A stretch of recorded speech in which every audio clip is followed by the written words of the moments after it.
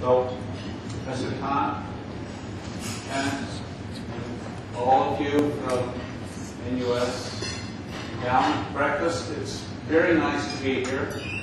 Singapore is a beautiful city, and I've been enjoying very much my visit here.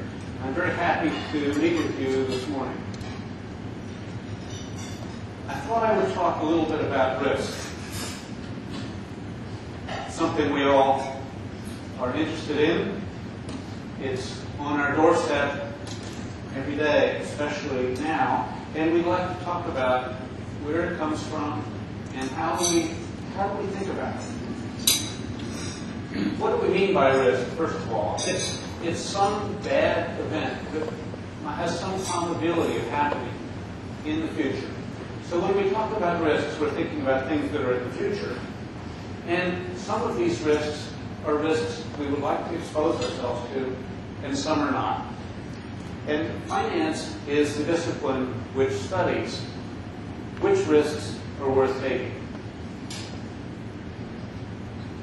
It doesn't make any sense to avoid all risks, but it doesn't make sense to take all risks either. So this rather abstract question has occupied a great deal of research and received many Nobel Prizes. Markowitz for his work in 52, Sharp in 64, Tobin in 58, all received Nobel Prizes for their work measuring risk and discussing the implications. The capital asset pricing model is the answer that Sharp came up with when risk is interpreted as the variance of returns of a risky asset that you hold. And this gives the first answer to the question of which risks should you take and which risks should you not take. And the answer is you should diversify your portfolio as much as possible because only systematic risks are rewarded.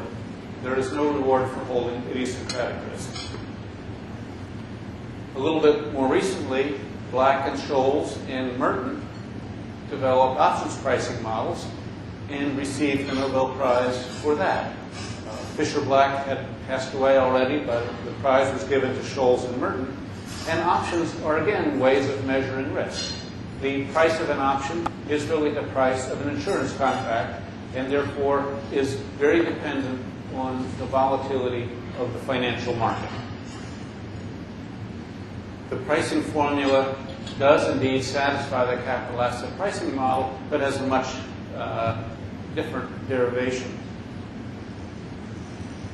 These methods all are widely used by practitioners, but practitioners recognized very quickly that there was a difficulty applying these methods in practice because the variances and covariances were not written down in a textbook. They had to be estimated. And when people tried to estimate these variances and covariances, they realized that they were changing over time. Sometimes volatilities are high, sometimes they're low, sometimes correlations are changing. And in order to make sensible financial decisions, you had to figure out what was the volatility now and what is it forecast to be in the future. And the statistical problems of doing this are rather great because we're asking ourselves to forecast something that we can't actually concretely measure. So let's take a quick look at what I call the volatility history, and this is a U.S. volatility history I'm going to show you. It's looking at the S&P returns from 1950 to 2003. And you see in the bottom of this curve what happened to, in the blue line, what happened to the U.S. stock market since 1950. Obviously, it went up dramatically.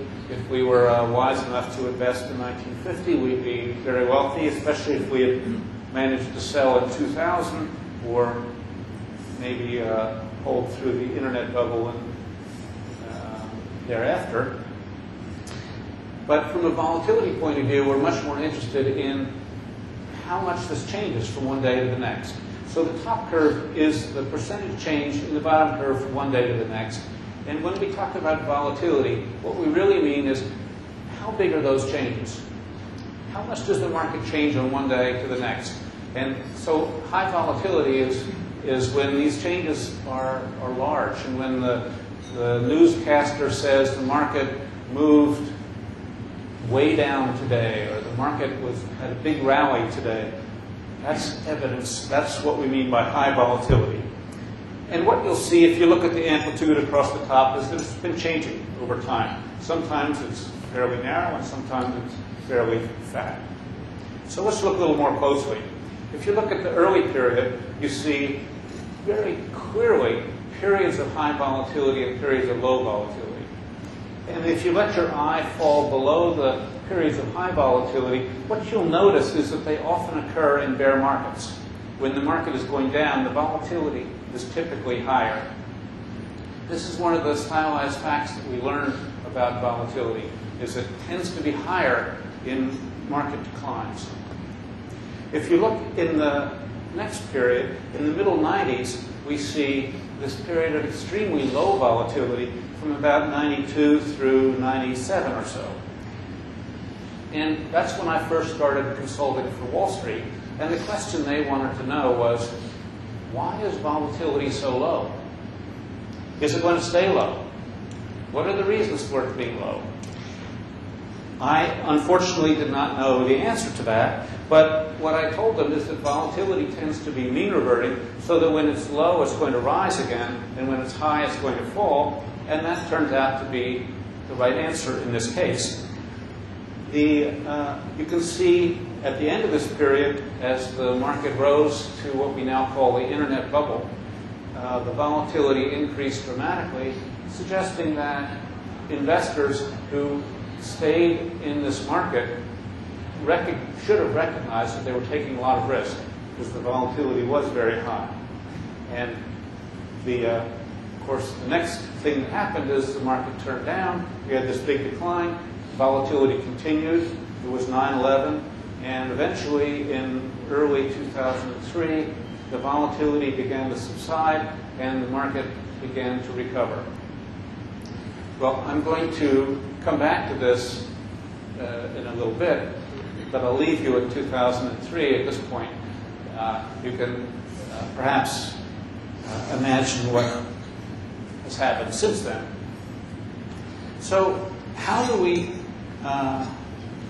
estimate volatility when it's changing? The standard ways used by investment bankers for years have been to use rolling windows, or maybe exponentially weighted windows, where you only use a limited sample period, but if you use too long a sample period, you include a lot of days which are not really relevant to today's volatility. And if you use too short a window, then it's very noisy. So the ARCH model is an alternative approach to this problem, which when I describe it, you'll realize is a very simple solution. Instead of choosing a window, we choose a set of weights. That is, we weight the recent information more heavily and the distant past information less heavily, and that gives us a pretty good estimate of where volatility is today, and it actually gives us tools that we can use to forecast where volatility is going in the future.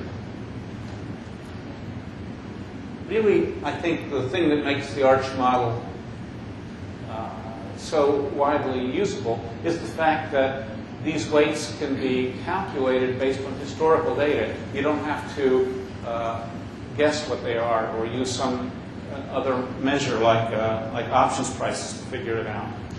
And so if you apply these methods to this sort of data set, you get the blue curve at the bottom, which is what the volatility, as predicted by the ARCH model, is on each day from 1990 through, I guess this is about 2004.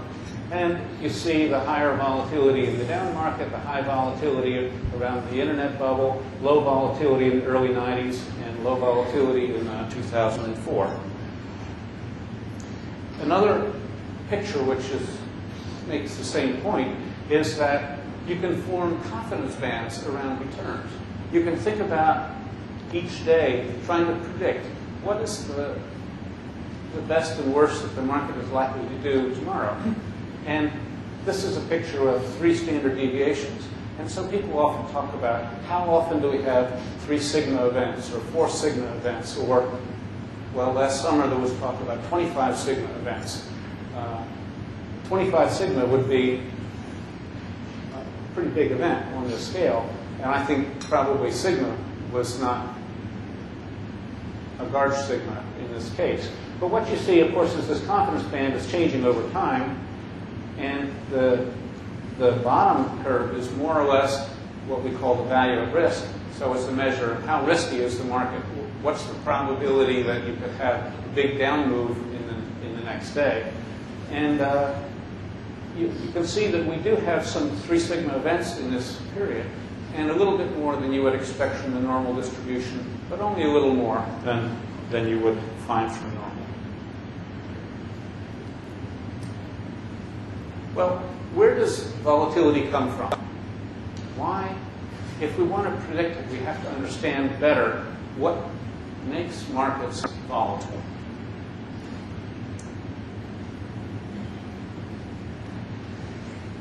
The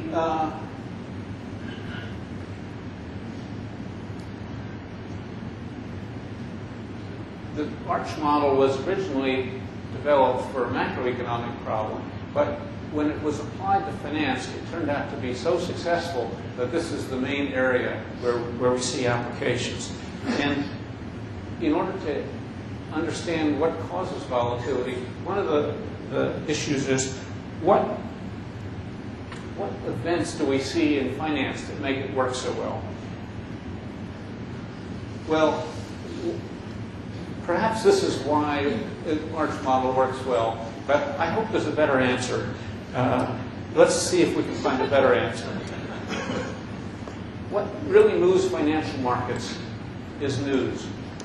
It's information about what the future is going to be, because every time we buy a stock, it's because we think this company in the long run is going to outperform the market. When we sell it, we no longer think they're going to. So the stock prices are based on long-run forecasts of performance. And so every shred of news is used by analysts and stock pickers to decide whether this is a good price or whether the price is likely to be higher in the future. So the simple answer to what makes volatility is news. And so that when we look at these clustering of volatility, high and low periods of volatility, I think the best way to think about that is there's a lot of news or there isn't much news. In periods when volatility is low, there's very little news about what's going to happen in the future. And in periods when volatility is high, we're paying attention every day. We read the newspaper cover to cover. We watch the news. We try to infer what's really going on. And it turns out that in most cases, news arrives in clusters, which is why we see clusters of volatility. Well, we can talk about patterns of volatility across countries. Some countries have more volatile financial markets than others do. And the interpretation I think we want to use is that mostly this is because there's more news about what's going on in these countries. Let's take a look at some data.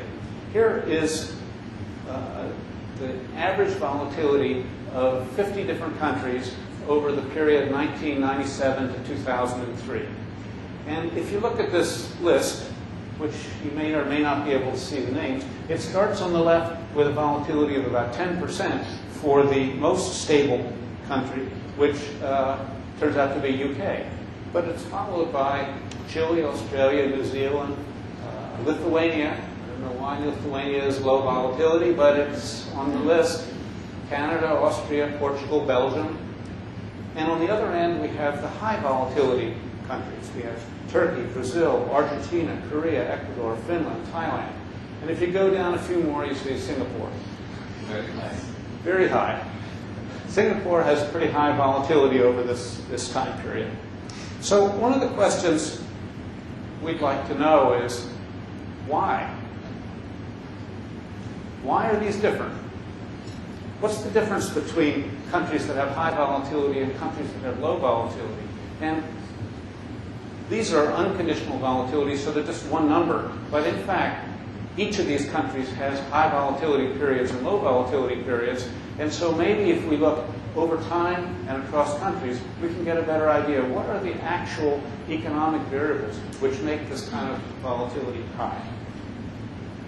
So in a paper that has just appeared in the Review of Financial Studies, Gonzalo, Engle, and I carried out this kind of analysis. We tried to figure out what economic variables can we see that are associated with high market volatility.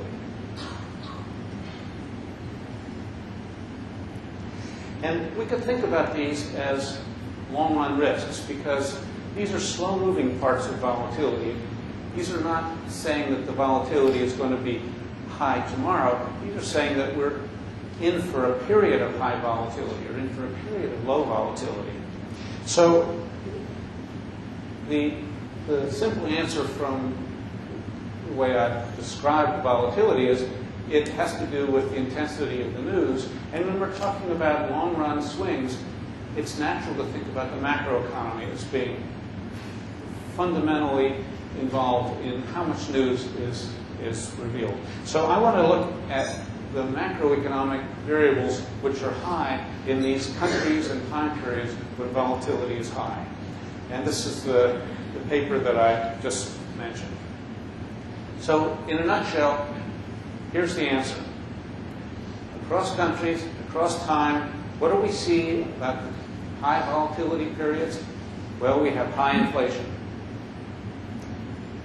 This is not a very surprising finding, but when countries have high inflation, the financial markets tend to have high volatility. When there is low output growth, slow-growing economies, or particularly recession economies, have high financial market volatility. When the short-term interest rate is volatile, changing interest rate regimes leads to high volatility in the financial markets. When the output growth is volatile, which means it might be growing fast this quarter, but was declining the previous quarter, so it's got a zigzag pattern. That leads to high volatility. And similarly, when inflation is volatile, we have high volatility. In addition, small or underdeveloped financial markets tend to have higher volatility, and large countries have higher volatility.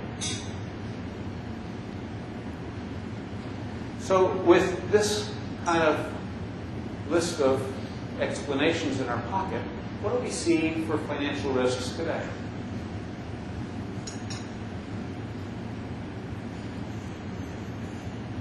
Well, actually, I guess it was yesterday in the hotel room, I went back and updated this chart to the current time period.